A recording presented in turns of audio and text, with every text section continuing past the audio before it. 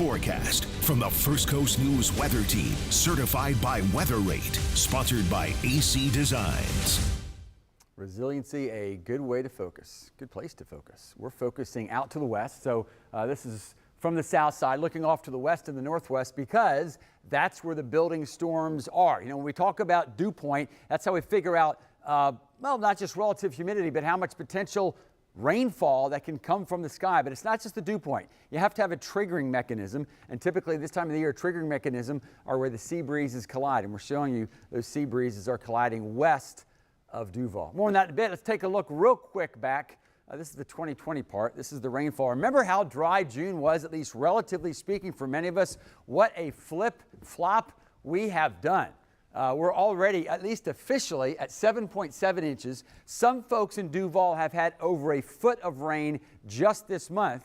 So although we finished with June, because June was so dry, as a bit of a deficit, when we added up for the year, we're now slightly above average. So, and I would suspect, because those dew points are going to stay high, if we continue with triggering mechanisms, it could be a pretty wet, well, last half of the summer. We'll see. I'm just going to take it a day at a time. In fact, right now, I just want to take it an hour at a time. Take a look at the temperatures. Although we had downpours in the Metro 4, that is Nassau, Duval, St. John's, and Clay.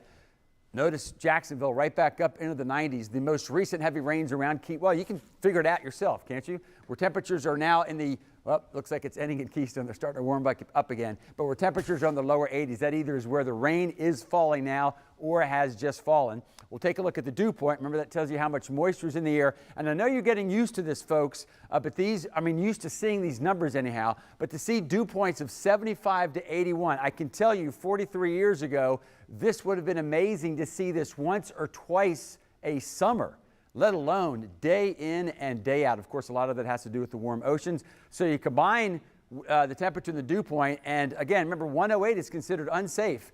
We're still at 108 at Mayport, despite the fact they have the sea breeze. Maybe all you care about are the rain and the thunderstorms. Well, generally speaking, for the rest of the evening anyhow, through sunset, most of the heavy activity will be along or west of Highway 301. The storms will tend to come at you from the south and head to the north, but there's so much moisture in the air, can't rule out a couple isolated downpours very late tonight coming back toward us. Then on Thursday, a front's could be approaching from the northwest, and I mention that because although there will be scattered showers and thunderstorms around, it looks like the highest concentration of persistent thunderstorm activity will tend to be more for those of you over southeastern Georgia and inland areas than over some of the coastal regions. So there will be thunderstorms tomorrow. Overall, those thunderstorms affecting about 60% of us.